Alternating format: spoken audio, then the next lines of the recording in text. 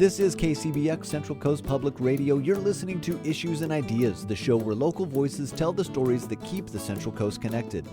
I'm David Maccabee. On this week's show, Father Ian takes a trip to our global family farm right here in San Luis Obispo. There he's introduced to regenerative agriculture and permaculture.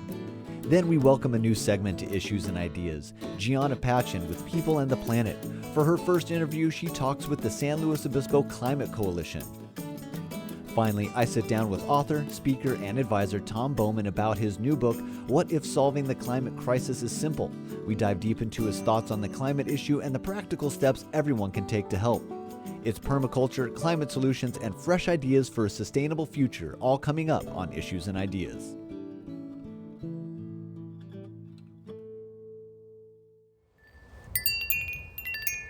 This is KCBX Public Radio for the Central Coast. I'm Father Ian Dellinger, and I'm playing with food.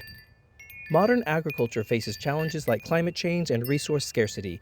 Innovative techniques are maximizing productivity while minimizing environmental impact. That's the introduction to Permaculture by Our Global Family Farm. The farm is a permaculture demonstration farm in a corner of SLO City Farm in San Luis Obispo. I had no idea what permaculture was, so I met up with permaculture design activator Trees Lees to connect, explore, and discover the whole systems thinking practice of permaculture. Hello, my name's Teresa, or Tree is what my nickname is. And I'm managing a parcel of land out here at City Farm called Our Global Family Farm. And I'm doing it in a regenerative way. It's actually in a permaculture way, which is an example of agroforestry or growing trees, which is a food forest. So what do those two words mean? Agroforestry, agro means agriculture and forestry is trees, and you put the two together, and that's what the food forest is. So it has fruit trees as well as berries and vines and vegetables and herbs and flowers all together. You said regenerative agriculture and permaculture. What are those? So regenerative agriculture is the term that's used these days beyond organic and beyond sustainability, which is kind of maintaining or sustaining. But regenerative is we are regenerating the soils and our communities. We're adding back to the community and the soil community as well.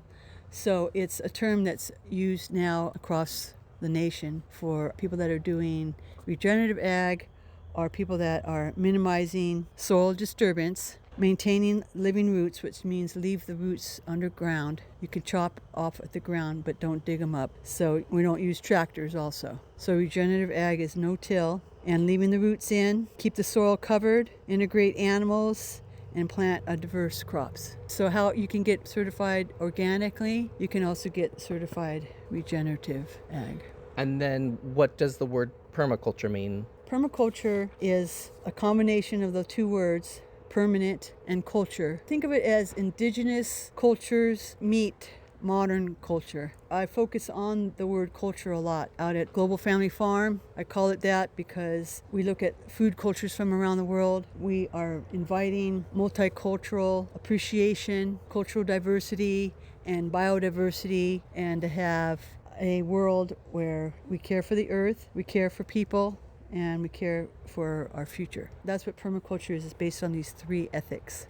And it also has the basis of ecosystem management. Permanent meaning you're creating a whole ecosystem that will thrive over a long period of time. And so that's why they use the word permanent. Sustainable is referring more to like it can last and be maintained, but regenerative and permaculture is indefinitely. So it's even longer lasting than organic or sustainable ag. Can you show me what makes your farm different? Okay. It's an agriculture ecosystem intended to be sustainable and self-sufficient. So what I'm doing here is like a homesteading. This farm scale is like your home scale. You can have your house surrounded by edible landscaping. So that's really what this amounts to. In the middle, have like a little shelter that would represent a house, and then around it we have all the edible plants. We do crop rotation, always putting things in a new spot. We don't grow the same thing over and over and go over in the same spot. We are using a permaculture design, again, called a food forest. And this particular food forest, our Global Family Farm, is based on the four directions. Take the idea of the globe, the four corners of the globe, north, south, east, west. So I created this for children and families and people of all ages to come learn, well, what crops are from north, meaning north continents of Europe, and then east, meaning Asia, and to the south, the continents south of the equator, and then the Americas over here in the west, North, Central, and South America. What we do is grow polyculture of crops. Means so many things are growing together.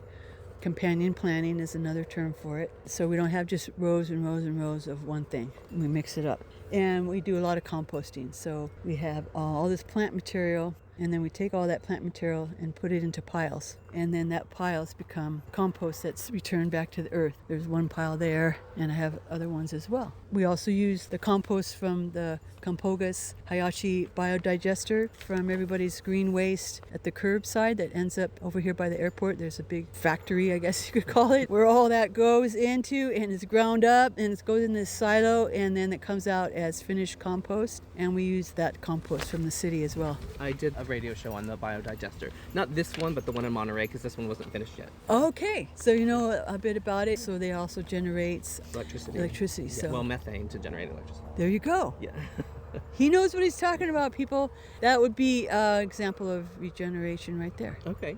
Think of regenerative as recycling and restoring, revitalizing. So you said you have the four corners of the earth here, and we're standing next to the... What section is this? This is the west? Okay, so we honor indigenous wisdom. For example, we plant the three sisters. So corn and squash and beans are growing together. And that's a Native American tradition that we're honoring by planting it here. And when you say together, I'm looking at this, they're not just plots next to each other. The corn and the squash and the beans are integrated all into one plot. Yeah, they're intermixed. The beans are starting to climb up the corn stalks. So that's where you have the sisters, the three sisters, meaning that they get along as good companions, as good sisters, being sisterly. The squash, actually I planted first and it grows outward, then the corn growing upward, and that provides a stalk, a pole for the beans to climb up. They each have their own niche to fill. This would be how the indigenous of the Americas would have planted their crops? Yeah, so there's the beans growing up, squash intermixed in between. It's hard to know exactly how they did it, right? So that's kind of why we're experimenting, like, well, let's relearn, what our ancestors did in this lands, learn how they did that. There's ways of growing crops in Hawaii that's different than Mexico. Every culture has different ways of growing. With the beans and the corn and the squash, how challenging is it going to be at harvest time? Yeah, it is a little bit of tiptoeing around. I have to be careful that I don't crush things as I walk through each row. It's been said that Native Americans would plant it in a circle and then have a series of circles. And they even would then use a fish underneath in the middle of the circle to bring some nitrogen into the soil. And the beans also bring nitrogen into the soil. There's a term of as below, so above, or vice versa, as above, so below. What that means is whatever you have above ground, you also need to consider what is below the ground to regenerate the soil. So growing the legume, the beans, helps bring nitrogen to the soil to regenerate the soil. Then what I'll do in the wintertime when this crop is done is do the cover cropping and then rotate. Next year we won't do the corn and beans and squash here. We'll rotate it maybe over here where the tomatoes are. So when you say that you don't dig up the roots, though, do you have volunteers come up the next year? The only thing that does come back is this red stuff, this amaranth. It's seed heads. That's an ancient grain, and it repopulates itself every year. Do you harvest it and use it as grain? I haven't yet. That's another indigenous or ancient grain practice that we're learning how to do. We do use it in floral displays. You can also eat the leaves, amaranth. Another crop we're learning about is the indigo over here, which is a plant to make blue jeans, indigo, the blue dye. So plants for food, but also plants for medicine, plants for dyes, plants for the pollinators. That's another thing about this ecosystem. You'll see a lot of butterflies flying around, pollinators. So we make a home for them as well out here in the garden.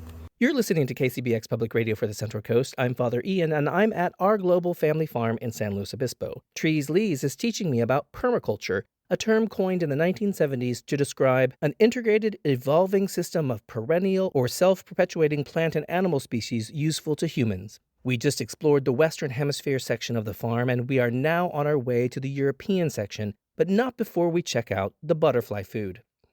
The milkweed, we do let it also go to seed. Look at that, it looks like cotton in a way. Yeah. Those are all the little seeds, and it's going to spread. And so then you'll see milkweed. So that's food for the butterflies. And then we're sharing the space of the milkweed with a pumpkin patch and a strawberry patch. And then on this side here, the squash has peppers aligning it right next to it. So we're always looking at sharing the space. Again, like the three sisters, the niches in ecosystem, that's a term that's used a lot in ecosystem management, is niches. So what space they take up, what sunshine can shine there, but also provide shade and habitat at the same time. Can we go to another part of the globe? Yes. All right, I'll follow you. The jungle out here. We have traveled to Europe now, and we're looking at what's called a guild. In permaculture, you design things together. It's called a guild. We have plum and a plum. And underneath the two fruit trees, we have comfrey. This big leaf plant is a medicinal plant, but it also is a mineral accumulator. The deep roots bring up nutrients and minerals from deep in the soil. We chop and drop all these leaves in the fall. It's like a cover the soil. We don't really want the sun baking this soil because it'll turn to adobe bricks. We have a heavy clay soil out here. And the comfrey can also be put into our compost pile. You can also take the comfrey and put it in buckets with water. It makes a fertilizer. So again, multi-purpose and multi-cropping and multicultural. It's kind of like we were recreating the Garden of Eden. You know, we have the apple, tree of knowledge, right? The idea, I think, biblically is a beautiful one of the Garden of Eden, is that that's what we want to see more of on the planet. We want to have a harmony and compatibility. To me, that's what permaculture is, a harmonious look at how we create our world. So permaculture is not just for gardening. Permaculture design is also for buildings, like green buildings. It's also looking at generating electricity from the sun, collecting your water. At home, I also do permaculture of collecting the rainwater from my roof. And then we do laundry to landscape. Each time I do laundry, it goes and irrigates the garden. And we have solar panels, that self-sufficiency. I think that's what Garden of Eden was too, is that God provides everything that we need to survive. It comes into my mind every now and then about when we have extreme weather, which is getting more extreme. And I just think about when the Europeans came, it's like, well, we must have houses. When the natives probably knew how to work with those changes because of their inherent permaculture and understanding the land and having a relationship with the land, having a relationship with the weather, so that their housing was the earth. And so when there was this extreme, they probably knew how to deal with it better than we do now. Yes, brilliant. He's right on the spot there again, that you're looking at your local resources. Indigenous people would call them their allies or their relatives. Beans, even the soil itself. I can show you in the Africa section, we try to recreate a mud or adobe house. Another term is called cob. So yeah, the whole thing is called natural building techniques. So building with the mud, the clay. You mix in sand and straw, and then you have cement. Next to us is a huge cement building, which has a huge carbon footprint. So that's another thing about permaculture. You're looking at your carbon footprint and you're trying to minimize that, use local resources. Like we have gotten a lot of used lumber here, salvage lumber, freebies, people's leftover carpets I put down to keep the weeds down. The chips are free from the city, dumps them off here. It's a mindset. To me, permaculture is you want it to permeate your thoughts. I've created this to be a community like park for people to go back to the Garden of Eden, to enjoy the nature and to see what is possible and what people could do in their own yard as well. Can we go see Africa? Yes. Okay. Oh, look at this. This is your little dwelling. Yeah, this would be a dwelling in Africa. They had them more circular than we were able to create here, but we created this from the earth. It is the clay soil, sand, and straw. And then you make it into these blobs and slap them together. And so this is a monolith. This is not adobe bricks. It's all melded together. When you bring over some of it, then everyone smears it with their hands. So this was a community project that took us a year, really. So we just dug pits of the clay soil, really heavy clays here, and added the sand and the straw, and layer by layer by layer. Cloudy lives in here. The kitty. The Cloudy the kitty. Yeah, he likes to hang out in here. And it's created as a playhouse for kids. And then we've had other groups come in and paint and decorate. It's a fun place to hang out. You could, meditate and pray in here also. And a construction crew did this as a community project to build the roof. If you're building out of natural earth, you have to make sure that it has a good foundation, which is recycled, in our case, concrete. We call it urban crete. And you just get from urban projects that they breaking up a sidewalk, for example, and then we got the concrete that way. And then it has to have a good roof too, so that it doesn't get wet.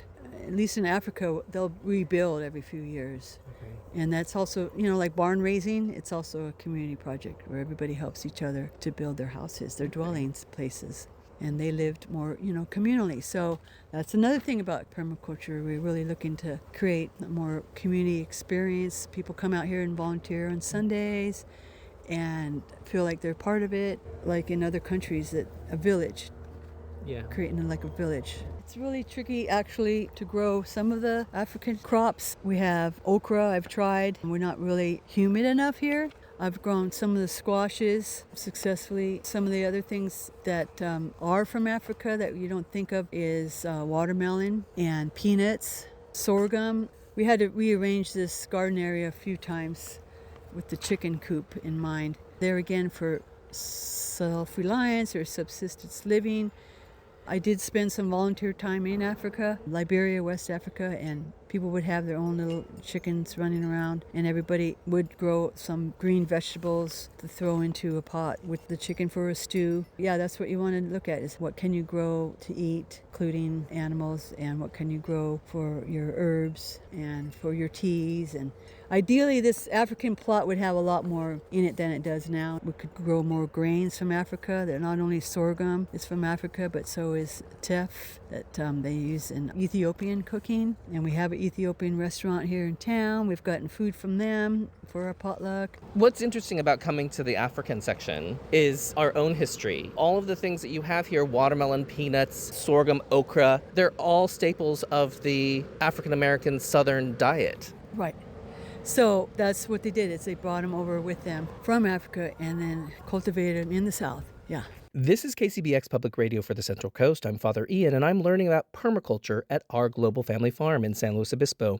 This is a consciously designed landscape which mimics the patterns and relationships found in nature while yielding an abundance of food, fiber, and energy for the provisions of local needs. And nearing the end of the tour, we discuss the beginnings of the project. So that's your hand-drawn design of this garden that you have. How long ago did you start this project? 2014. How long did it take you to come up with this design? We had permaculture design course. To get certified in permaculture, you have to design something. So I got a group of 4 women, and each of them had some ideas for each of the 4 quadrants. And then I took those ideas and kept developing them further. What percentage of this original concept has come to fruition?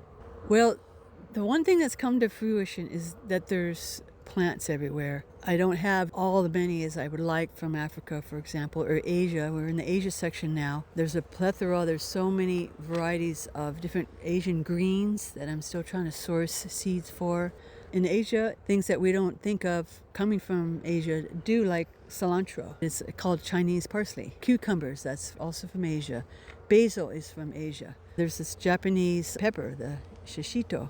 That's where citrus originally came from. It's China. And peaches and apricots and plums. Have you read the book 1491 and 1493 by Charles Mann? No. 1491 is about the ecosystem of the world before the Columbian Exchange, and 1493 is about how the ecosystem of the world changed during and after the Columbian Exchange. It blew my mind. It's a book that you should read. Well, I'll just say one thing. 70% of North America's flora and fauna has been eradicated off the earth. There you go. This pattern of colonialism keeps repeating itself. I mean, that's another thing about permaculture is we look at decolonizing your brain and your thoughts and your words and your actions and have reciprocity and thinking again, like, well, what came before? Let's honor indigenous wisdom and not eradicate it. And it's so unfortunate that our society is not organized by these ethics. The three ethics is really what they call the triple bottom line. Earth would be the environment, and people care is social justice, and future care is equity, environment, and ecology.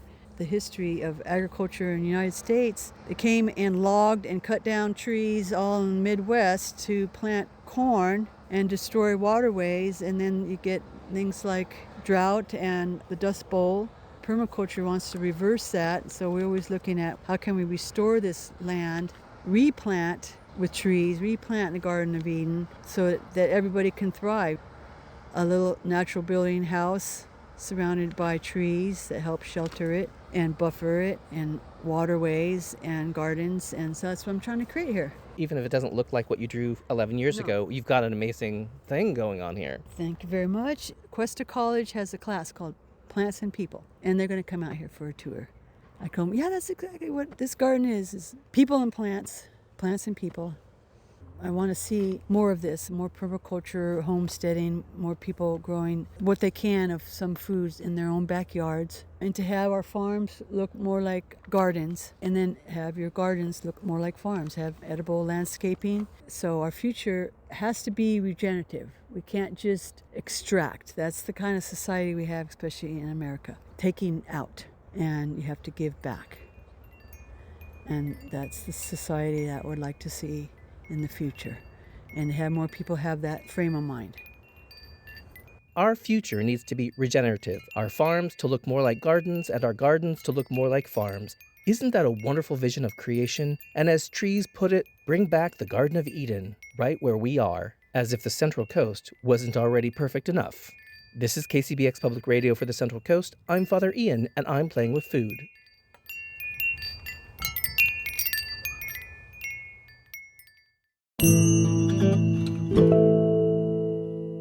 Hello, this is Gianna Patchen, and welcome to the first ever segment of People and the Planet. People and the Planet highlights local environmental leaders and explores the interconnection between our communities and our Earth. To briefly introduce myself, my name is Gianna Patchen, and I'm the chapter coordinator for the Santa Lucia chapter of the Sierra Club, representing San Luis Obispo County. Our work strives to support all SLO County communities through environmental advocacy, education, community building, and legislative engagement. A caveat that People and the Planet's guests do not represent the Sierra Club. And with that, I'm excited to welcome my very first guests, local leaders from the San Luis Obispo Climate Coalition, Lexi Head, their Operations and Community Engagement Manager, and Carlos Hernandez, their Home Energy Advising Manager. Hi, thanks for having us. As you had mentioned, I'm Carlos Hernandez, SLO CC's Home Energy Advising Manager. We are a local nonprofit dedicated to championing high-impact climate solutions right here in our community. We have been working diligently the past several months, and I'm proud to say we have successfully launched our Home Energy Advising program at the beginning of August, helping hard-to-reach audiences utilize rebates and incentives for electrification projects and improvements to their home. And I'm Lexi Head, SLO Climate Coalition's Operations and Community Engagement Manager. I lead much of our community engagement, like tabling events, manage our College Corps fellows, and take care of the behind-the-scenes work, like grant management and more. Thank you both so much. You really do a lot here in our community to help connect community and climate work together. Could you share a little bit more about the SLO Climate Coalition's work and history that's brought you here today? Absolutely. So SLO Climate Coalition actually began in 2012 as SLO Clean Energy. It was founded by community members to pursue local climate action, and its first major success was helping launch Community Choice Energy, which is now Central Coast Community Energy, or 3CE, which gave the region local control over cleaner, more affordable electricity. Then in 2017, the group evolved into the SLO Climate Coalition, expanding its focus to all aspects of climate action.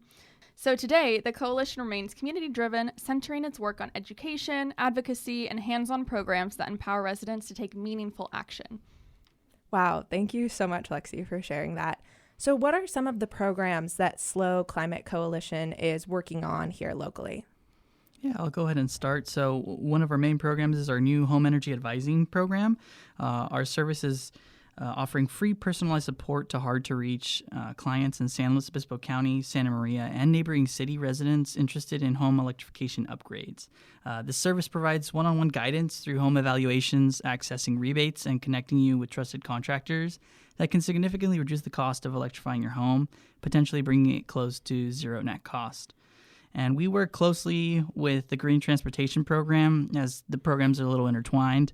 But the Green Transportation team advocates for fossil fuel-free transportation and the infrastructure to support it. They provide information and resources to help you electrify your transportation. Our biggest events of the year are coming up on September 23rd, 25th, and 27th for National Drive Electric Month. And the third program is Uniting the Central Coast for Action, which is our civic action arm of SLO Climate Coalition that encourages the SLO community to participate in local and state policy advocacy, attend city council meetings, and sign petitions to push for stronger climate action. We have many recorded educational webinars on our website, and our most recent 3-part series being about offshore wind. We also host the Voices for Energy Justice podcast, where we uncover how climate justice initiatives are addressing systemic inequalities and forging a path towards a fairer, more resilient future for all. I know that these programs are really essential for helping support our local communities here. But of course, this work is forging towards the future to protect other people, to protect future generations. And there's some really important efforts that need to happen now to help protect future generations. I have heard that many of these electrification incentives are being rolled back by the Trump administration right now. Can you tell us upcoming deadlines so folks can take advantage of these programs before they're taken away? Yeah, you've heard correctly. There have been recent federal policy changes that are rolling back many of the clean energy tax credits, which creates a sense of urgency for anyone looking to make these upgrades. To take advantage of these programs before they expire, here are the key deadlines you should know about. The electrical vehicle tax credit, which is a federal tax credit of up to $7,500 for new EVs and $4,000 for used EVs, is set to expire on September 30th, 2025. This is an extremely urgent deadline, and to qualify, you must have a binding purchase agreement in place by this date, though delivery can happen later. Residential clean energy credit, the tax credit for homeowners who install solar panels, heat pumps, battery storage, and other renewable energy systems, is scheduled to expire on December 31st, 2025. This credit is worth up to 30% of the cost of the system. And lastly, the energy efficient home improvement credit. The tax credit for upgrades like insulation, windows, doors, and certain heat pumps also expires on December 31st, 2025. This credit can provide up to $3,200 per year. Despite these federal rollbacks, there are still local and state programs we plan to utilize to continue offering our services for folks in the area. It's really concerning to see how these rollbacks impact everyday people who are trying to make their home more cost effective with climate benefits, sometimes as a secondary motivator for pursuing these incentives.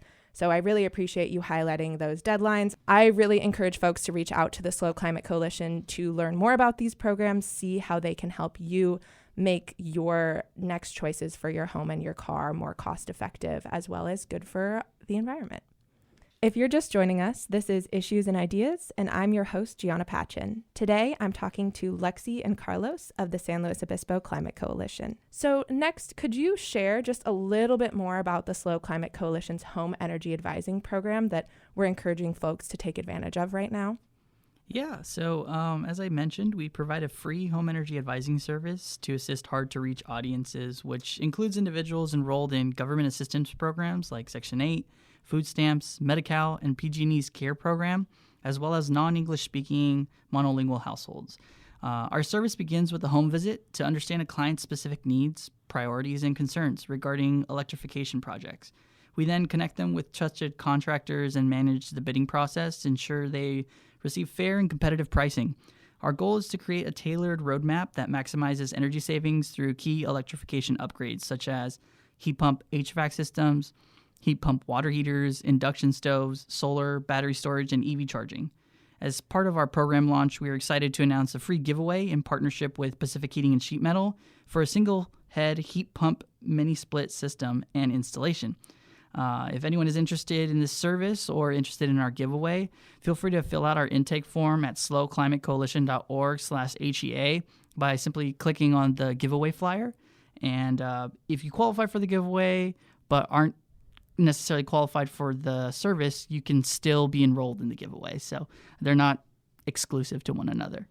That's great to hear, Carlos. Thank you. And really amazing that y'all help walk people through this process and make sure that our community is getting a fair chance to upgrade our homes.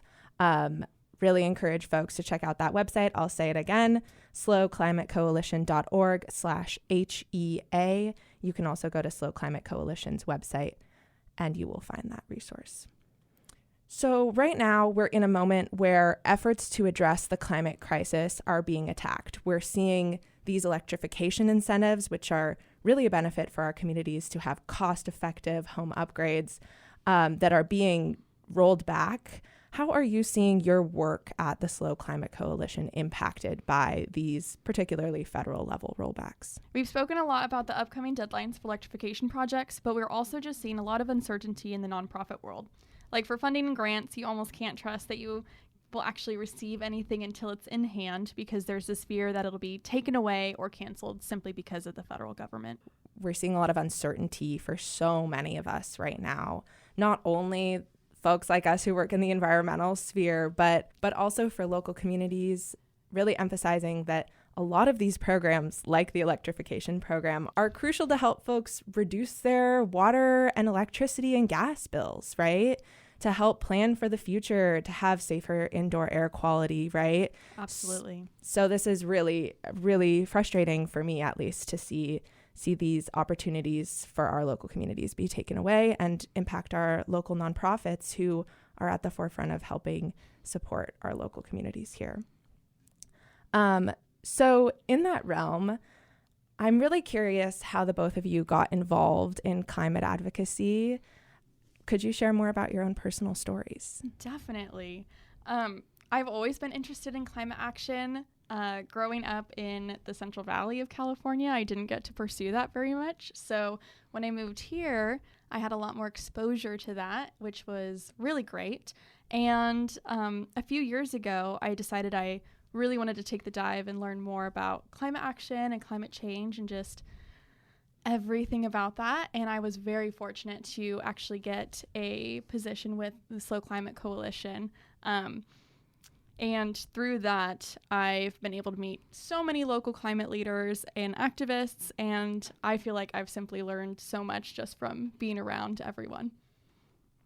Yeah, and then I've always personally been conscious of my daily actions, focusing on reducing waste, recycling, using my bicycle for transportation.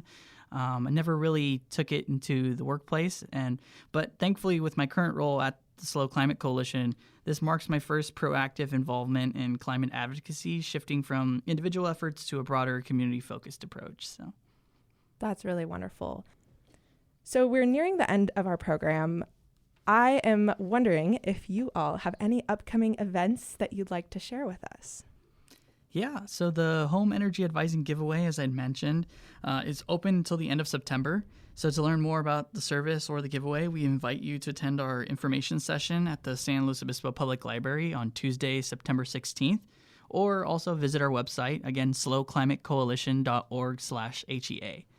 But additionally, we will be launching a web series on social media and YouTube in late October to provide more in-depth information about our services and the benefits of home electrification.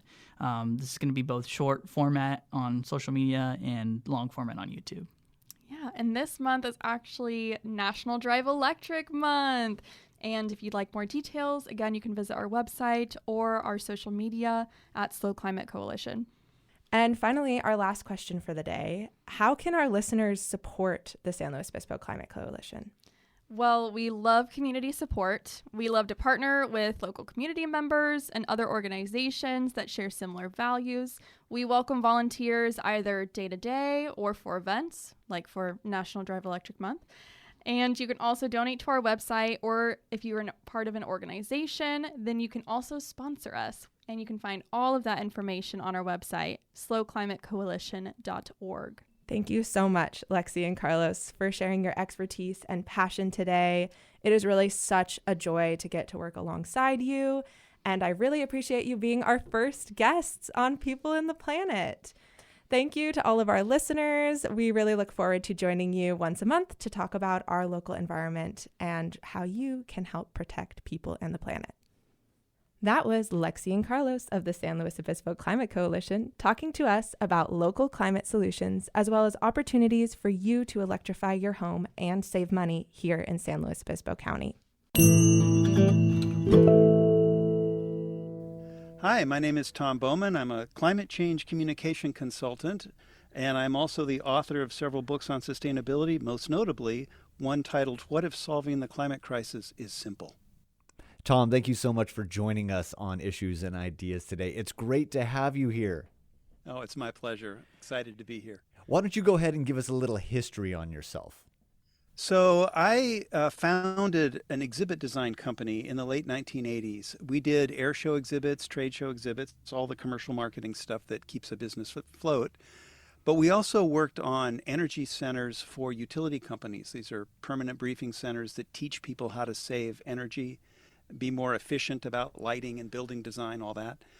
And along the way, I was invited to lead a team that designed a science museum for the National Academy of Sciences in Washington, D.C.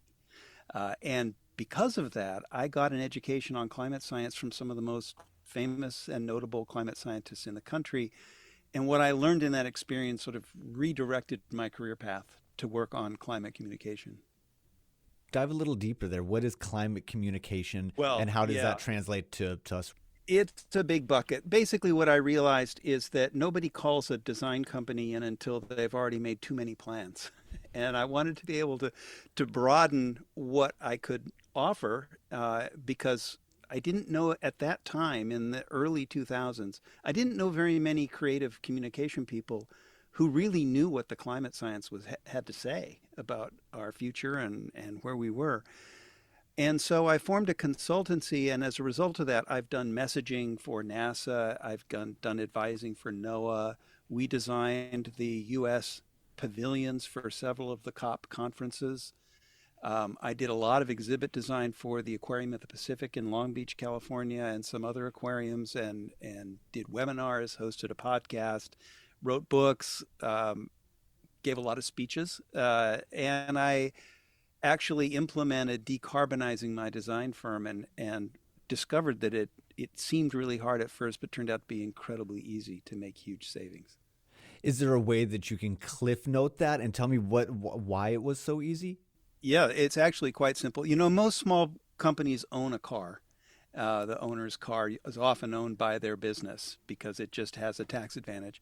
And so I traded a small SUV for a Prius, which was the lowest carbon car I could think of at the time.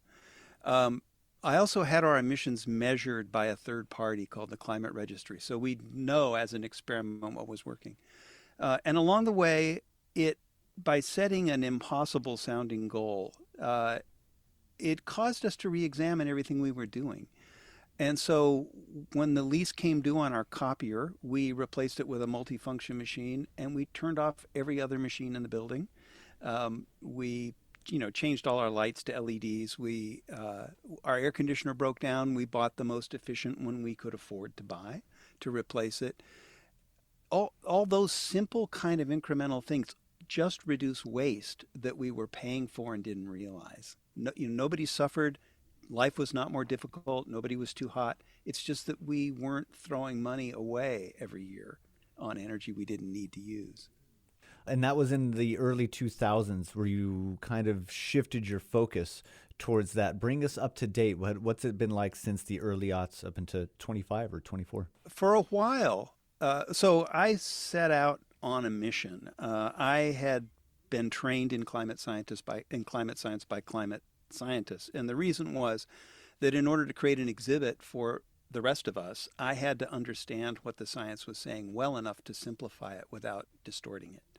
So I read textbooks, I talked to climate scientists ad nauseum, I read papers, I really became part of that world as sort of a fifth wheel. And then I realized I needed to understand the social science. This is much better. I needed to talk to the people who were measuring public attitudes about climate change. and became sort of a colleague and co-author of some papers with them. And I started assembling teams of disparate. One of the good things about being a consultant and a designer is that you're not part of anybody's professional stovepipe. You're always in between them. And so I started bringing educators and scientists and social scientists and economists together to talk about climate change in ways they hadn't ever done before. I, for example, was talking to the NOAA Climate Program Office, and we were confused by the findings of the public attitude researchers. So I said, well, what if we gather all those people who are doing that research together and we have a conversation with them and ask questions? He said, man, if you can get them to come, I'll provide the place to do it. And they all came. And so I was able to issue reports that they all blessed that led to new studies, because no one had ever asked the kinds of questions that a person like me would ask. So it's been kind of a follow your nose path. What I've learned in recent years is that money for climate communication has become very hard to find, and so more of the money is, the philanthropic money is mostly going to projects that are tangible in terms of technology change and implementation. And I have found myself increasingly working with members of federal agencies on professional development work and writing case studies about their grantees and things of that nature. Changing the light bulbs, changing the copier, even changing your car, all great steps. What else are we missing? What are some of those questions that you were alluding to? The question that has nagged me forever is, if I learned about climate science and I became committed to creating a future that we would want to live in instead of the future we're headed toward if we don't do anything, why isn't everybody else? Because the public attitude research says that the majority of people in the United States now are worried, seriously worried about climate change. So why are they buying SUVs? Why aren't they converting their HVAC systems at home to heat pumps? Why aren't they changing some of their consumer behavior? Why aren't they voting for candidates who say that they will implement climate policies? What's the rub? What's the disconnect? And, I know all about the disinformation campaign waged by the fossil fuel industry to keep people dispirited, which is why I wrote the book, What If It's Actually Simple? And one of the things that has become most obvious is that we just don't talk about it enough. Very few people contact their elected representatives about climate change. And of all the people who say that they're concerned about it, only about 6% of us actually talk about it with our families and friends on a regular basis. And I think this is actually perhaps our biggest gap. Because if we were talking about it more, if we normalized it more, if we just broke the ice and we started talking about the hope we have to change, the technology, we are in a position now to really bring climate change to a halt if we are serious about it. And that's only really happened in the last few years. But if we don't talk about it, no one will know what's happening. And so we won't create the social momentum that creates the expectations that we always follow that will help us all join the party, basically. So more conversation is step one. More. Is really, well, it's a really, really important thing to add to what we're doing. Mm-hmm. Yeah, absolutely. And then how do you deal with, the corporations of today who are probably wasting billions of dollars in energy? How do we tackle that issue? We can get our Prius and we can change our light bulbs, which are all great, which especially here in California, it seems like everybody's on that. On the corporate side, there's some interesting things happening. I know a guy named Andrew Winston who was the co-author of a book called Green to Gold, which was sort of a 2006 study about how some corporations were exceeding their environmental goals by years and by wide margins. And how did they do it? And I used that as a model for decarbonizing my little company. And Andrew Winston, the co-author of that book, said that, things have really changed. You don't find people denying the reality of climate change in boardrooms anymore. They just can't do it because it's too obvious. And Corporations are now required to disclose their climate risks to investors, and that is making a significant difference. The price of solar and battery storage in EVs has fallen so fast that in some ways the market is already shifting beyond the capacity of governments to prevent, right? Because the economics are now in favor of clean energy like they never were until now. I mean, literally the last couple of years. So the opportunity is really growing. As consumers, it's hard to educate yourself about which corporations are good sort of environmental citizens and which are not. There are the obvious brands, you know, the Patagonias of the world, the Cliff Bar Company of the world, the Ben and Jerry's of the world, the companies that have sort of staked their brands on their environmental performance. Beyond that, it's very, very hard to tell. And so the way we can sort of respond is divest from fossil fuels in our retirement portfolios. Any investments that we have, we can. And if you have a manager who does that stuff for you, like I do, you just say no fossil fuels, and they say okay, and that's that. You know, it's that simple. Beyond that, when news arises and you hear about something, that would be the time to, in the way that, you know, Elon Musk has been a blessing and a curse, right? Tesla led the way in making electric vehicles popular. Got to give him a lot of credit for doing that and making charging them along the roadway easy. Absolutely. Right. And then he launched into the Doge world and pissed everybody off. And consumers made their voices heard in the same way they did with the Jimmy Kimmel firing. So those are opportunistic moments. It's hard to sustain that long term because you don't really know. It's hard to do that kind of research, and I don't think it's very realistic. Yeah. What if solving the climate crisis is simple? Your book. Please tell me about your book. So my book was a response. It's very short, and I was approached by a publisher who wanted to write or publish a series of short books in 2020 to 2022 timeframe during the pandemic that would ask the question, how can we come out of the pandemic and solve some of the world's biggest problems? And I was referred to him. He approached me about writing about climate change. And so the book is it's 100 pages, and it's easy to read sort of summary of what the social science tells us, but also through my own eyes and my own experience as a business person, as a creative professional, and as just a citizen of the world. And the reason for the title is that I realized along the way that we've been taught that climate change is an impossibly complicated problem to solve. That if you pull on any thread, you start pulling on things that that are far beyond your capacity to cope with. So, for example, let's say you wanted to decarbonize the food supply. So now you're into agriculture and how you do pesticides and herbicides, which are all made of fossil fuels for the most part.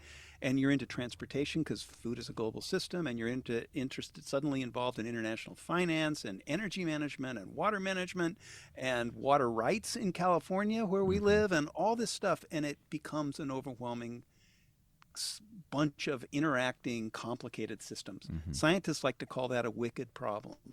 And what they mean by a wicked problem is you can't even define it well enough to solve it. So the best you can do is try to manage it as best you can and take your lumps along the way. I can't think of a more dispiriting message to give to people, right? The problem for us is that all of the climate communication stemmed from the science community. And that was appropriate, right? They had to tell us what they were finding. These are people who study all those complicated systems. So naturally, they tell you about all those complicated systems. And so it creates the impression that this is a really, really complicated problem to solve because it's impossible to create a master plan for something global, right? And it turns out we don't need to. So I had an art professor in college. I was in a painting class, and I was struggling with the painting. I couldn't make it work. Everything I tried failed. I was just getting frustrated. And he said, I'll tell you what you do. Hang it on the wall upside down and go home. And I did. And when you come back the next day, when it's upside down, you see it completely differently, and you immediately know what's wrong, right? Mm-hmm. Well, I sort of generalized that in my design business to any problem, right? What does it mean to hang it upside down? It means if all of your solutions are failing, try to figure out if there's a specification or an assumption or a guidepost or some goal that is consistent in every failure. And the more rock solid it seems, the more useful it is to set aside. Because when you set that aside, all of a sudden possibilities become available to you that you never saw. And it works like a charm. So when I thought about the wicked problem, I thought, man, that is an absolutely perfect assumption to set aside. What happens when you set it aside? Well, the answer to the climate crisis is one sort of catchphrase I came up with in the book, which is stop burning fossil fuels well before mid-century and absolutely positively do not fail. Mm-hmm. Now, with that formulation, that's amenable to that's accessible to everybody, right? In your business, in your personal life, in your interactions with your neighbors, in your voting life, everything you do, you can stop burning so much fossil fuel. It has to do with what you drive, how you move around, how much time you spend going places versus having online conversations like we're having, and on and on and on. And that just unlocks things. And so then the book explores how that works. Does the thought of AI come into your mind at all as far as what it's going to take to run these things and cool these things? Yeah. So as I'm sure you know, AI runs on huge data centers, right? And huge data centers have been cropping up all over the place anyway, because of the technology revolution. So, and they are energy intensive places. Most of them are built with lots of air conditioning because the servers get hot. And so you have to vent that air out and you have to cool them down and you have to run them. So they're huge energy hogs. I happen to have done a lot of work with Southern California Edison on energy efficiency over the years. And one of their projects was to build a new data center. And they thought they were going to give tours of it. And then they decided it's really going to be their data center, so they can't let anybody know where it is. Mm-hmm. But they put it in a hot location with no air conditioning, because they wanted to demonstrate that the technology exists at very low energy cost to keep them cool enough to operate effectively. So there's that. Secondly, the price of solar and battery storage is getting so cheap that the big, the Googles and the Apples are committing themselves to running data centers on renewable energy.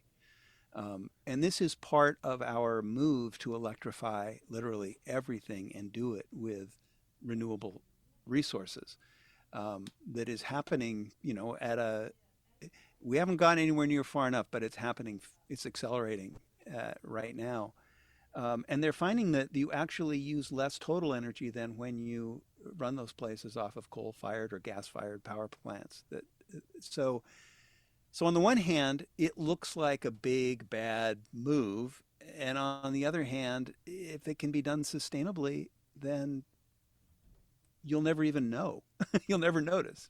In comparison to the individual versus the corporation, again, the AIs, the Apples, the big ones out there, is everyone in an upward trajectory, as in we're all kind of changing the light bulbs and putting on solar? Is that the way it's trending? I think there are two trends. One trend is that global emissions continue to rise, and that's really, really bad news. I mean, really bad news, because this is the decade that really counts, and we're halfway through it. The really good news is that there's a narrative about the rapid pace of change that has never been expressed as a narrative. When you decarbonize your small company and you publish about it and you try to encourage others, politicians give you a pat on the head, and news people treat you like it's a curious anecdote, but it's not important because you're not big enough. Mm-hmm. And it hasn't occurred to the media or to funders of communication campaigns to create a narrative about all that is changing. Mm-hmm. Because what's happening kind of under the radar is what happens when lots of people decide to solve a problem. right? It's like there is no master plan. There never will be, and there doesn't have to be. What there has to be is an ant farm of constant activity everywhere that's diffused and spreading, and people sharing what they know, and that it generates sort of a snowball effect, right? That's happening. It's happening below our awareness unless we really make the effort to find out about it. And so we're in a race. Published a article in the New Yorker, I think it was the New Yorker, recently that said, the world is adding something like multiple gigawatts of solar every day now. Mm-hmm. And it's not so much happening in the United States, it's happening in Pakistan, where farmers are buying cheap Chinese solar panels and doing DIY installations to run the water pumps to irrigate their fields. And they're just laying the panels on the ground. Mm-hmm. They're just doing it. Mm-hmm. And they've cut diesel use in that country by 40% by doing that, right? And Texas is now, I think, maybe the biggest, or maybe it's California. I mean, sort of neck and neck in terms of renewable energy production, because it just makes sense. It's just cost effective. As that takes off, that's real momentum, because 10 years ago, there was very little of any of this going on. It seems like we just need more conversation. We need more people. We need more voices like yourself saying that these changes are happening, and it is happening maybe under the radar, but let's get it onto the radar. Let's get it onto the radar. We need to create narratives that start to pull these threads together and say, this is what it looks like when humanity is working on a problem. That's so great. Tom, thank you so much for joining us today here on Issues and Ideas. And again, you can catch Tom at the Bioneers Conference October 3rd, coming up here in San Luis Obispo at the Octagon Barn.